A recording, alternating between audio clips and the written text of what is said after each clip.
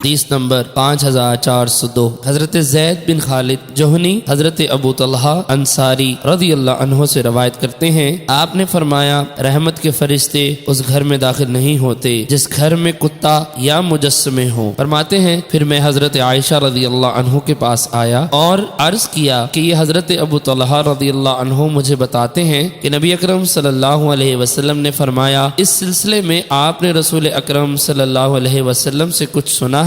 انہوں نے فرمایا میں نے سنا نہیں، لیکن میں تم سے اپنا چشمدید واقعہ بیان کرتی ہوں۔ میں نے دیکھا کہ رسول اکرم صلی اللہ علیہ وسلم ایک غزوہ میں تشریف لے گئے ہیں۔ میں نے ایک تصویر نمدہ لے کر دروازے پر لٹکا دیا۔ رسول اکرم صلی اللہ علیہ وسلم واپس تشریف لائے اور نمدہ دیکھا تو مجھے آپ کا چہرہ انور پر ناگواری کے اثرات دکھائی دیے۔ آپ نے اسے کھینچا اور پھاڑ دیا، کاٹ دیا اور فرمایا اللہ تعالیٰ نے ہمیں اس بات کا حکم نہیں دیا کہ ہم پتھروں گارے کو لباس پہنائیں۔ آپ فرماتی ہیں ہم نے اس پردہ کو کاٹ کر 2 تکیے بنا لیے اور اس میں کھجوروں کی چھال بھر دی تو رسول اکرم صلی اللہ علیہ وسلم نے اس پر کوئی اعتراض نہیں کیا۔